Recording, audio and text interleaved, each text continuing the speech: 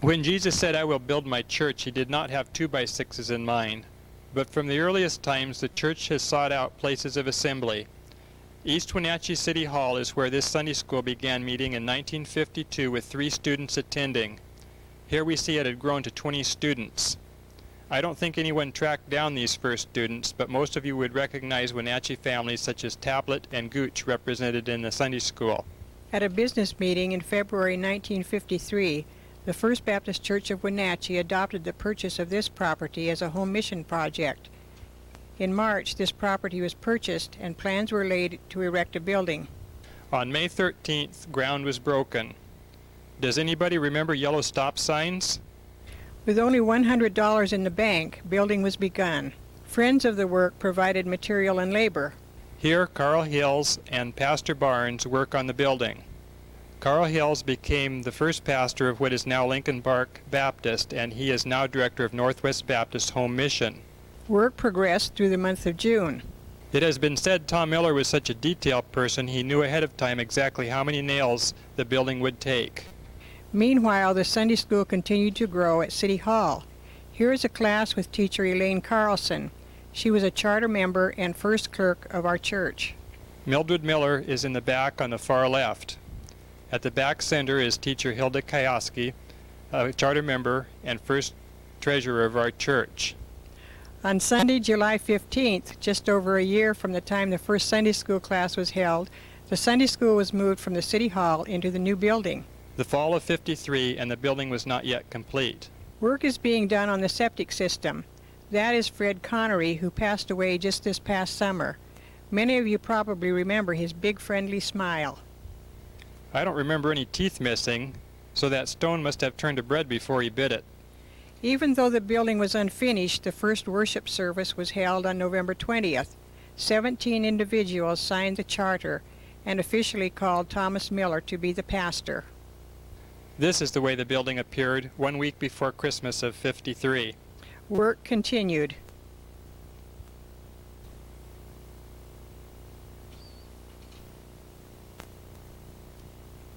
Articles of incorporation were signed by Thomas Miller, John Sandberg, and Carl Sprague, and approved on August 25, 1954.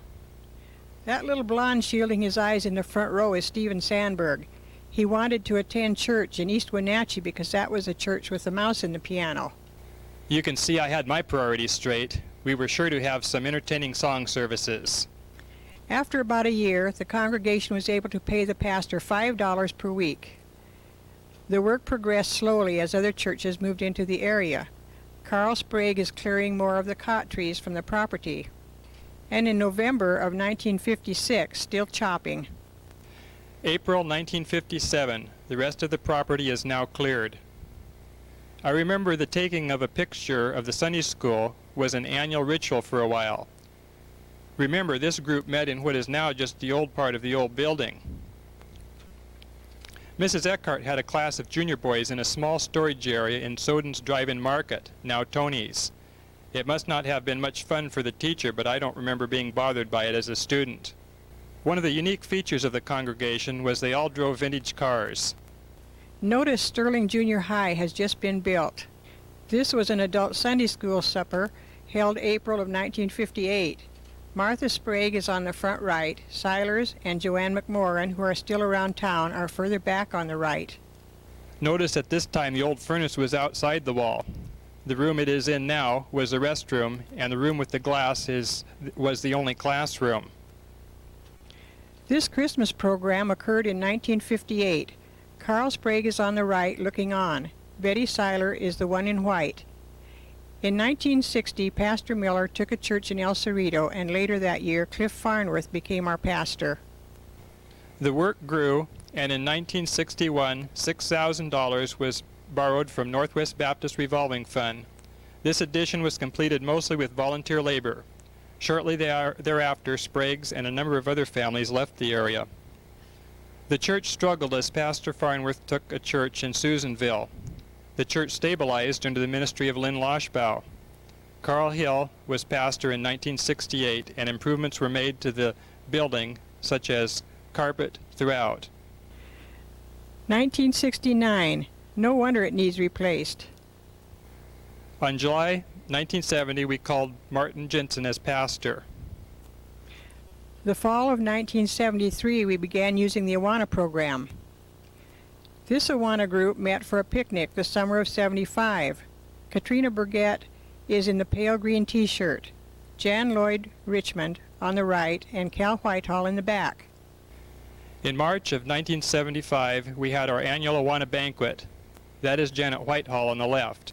How did that picture get in there? That's better.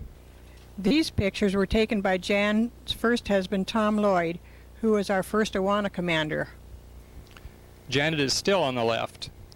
This was our girls' Awana Olympic team. And the boys. That is Tim Jensen in the red pants. We had game time in Kenroy Gym and transported the clubbers to church for handbook time. This was not only inconvenient but hazardous as well. Meanwhile, our Sunday services were regularly filling up the old auditorium. After much prayer and discussion and planning, the church voted in January 1976 to proceed toward a new building. On May 5th, 1976, the church voted to have the architect finish the plans. Then on October 6th, we voted to proceed with the new building, putting up a presentable frame within the limits of $30,000, which money was available at that time. Notice the proposed Sunday school facility. On Saturday, October 30th, excavation was begun on the east end of the property. Our old building is in the background. Hugh Weiss from First Baptist Church, Wenatchee, did the excavation free of charge, except for the cost of getting the cat onto our property.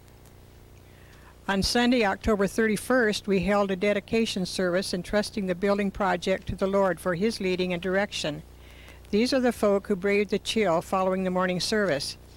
If you look closely, you will see Jim Jensen in the back by Mike Turner.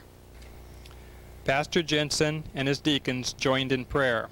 From left to right, Ed Gimbel, Jack Sandberg, Cal Whitehall, and Pastor Jensen.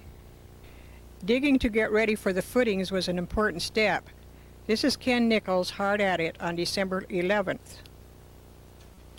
More preparation for the footings. John King and Mike Turner look over the plans. Ken is still digging with an assist from Pastor Jensen.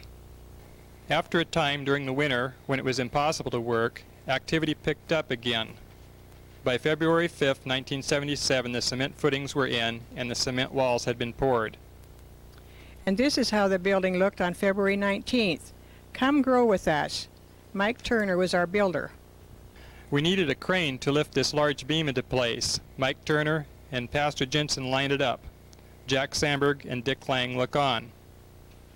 Hey, it fits.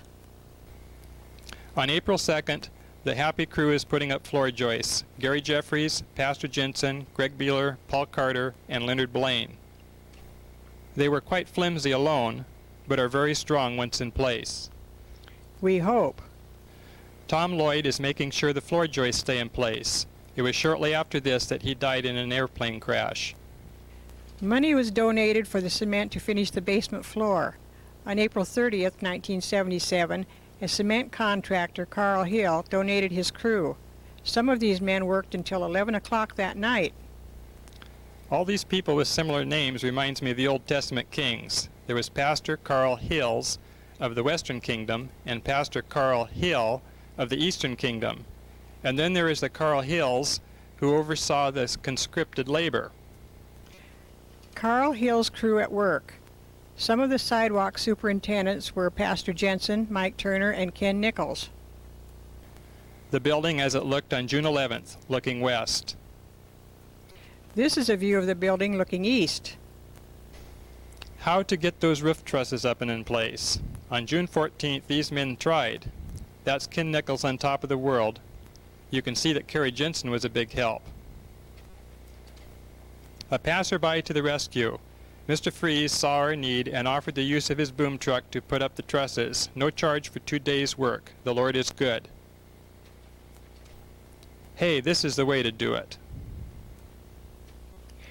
By July 15th, most of the plywood has been put on the roof. Greg Beeler and David Sandberg are working on the roof. By August 7th, the framing and trusses were finished on the foyer. With Sunday school space at a premium and warm August weather, Steve Sandberg had his college class meet in the new building. Steve and Dave Sandberg and Hartley Beeler nail up some 2x6s. Carol Sandberg on a Saturday painting the trim. Great job, Carol. Lots of people helped nail on roofing. Here, Elda Nichols is lining up the shingles beautifully. Ouch, that was my thumb. Gary Jeffries finished the roof capping. The building as it looked on November 5, 1977, 1 year into construction. Elton Halleck, Carol and David Sandberg working during Thanksgiving college break. Here it is looking west at the end of November.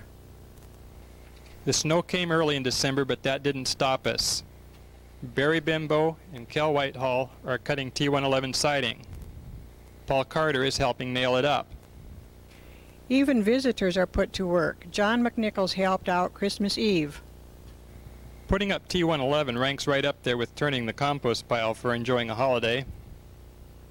On March 12, 1978, the church voted to borrow $40,000 to be used for the mechanical and electrical work in the new building. Here we see the interior of the auditorium as it looked in June 1978 with the electrical work started. The Sandbergs on a hot July evening. Pastor Jensen and Kel Whitehall measuring and cutting. That's Pastor Jensen handing the cut plywood up to Ken Nichols. It better fit. Mike Turner cutting a stringer for stairs. Jack Sandberg building the stairs. There were always messes to clean up. Sam Brandt helped.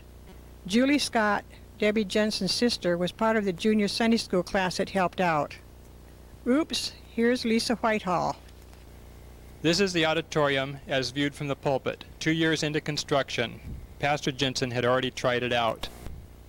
Many details done by many people went into the building. Here is Jack Sandberg and Don Brandenburg. Barry Bimbo, Leonard Blaine, and Ken Nichols. Which one been all those nails? Oh well, we hadn't counted how many it would take. Paul Carter getting a stiff neck. And unwinding. This table tennis game occurred during a fellowship in April of 1979. Many people helped with painting. Sue Savage, Jerry Gunderson, Jim Gunderson, Am I doing it right? Thelma Jensen. The fall of '79 we set the goal of occupying the building for Easter 1980. So we got busy finishing things up. Peggy Whitehall admiring her work. Shirley Brandt helped with the taping. Mr. Anderson volunteered his expertise. He even taught Pastor Jensen how to tape. There were many details necessary to make the building attractive and functional. Jim Gunderson plumbing for our hot water. Dwayne Caldwell did the texturing. The installation of sheetrock seemed to go on and on. In fact, was only completed to the inspector's satisfaction just before Easter, but we made it. Many helped make it possible, but some hid from the camera or tried to escape. Some got quite ornery about having their picture taken. Most simply ignored the camera and did their work.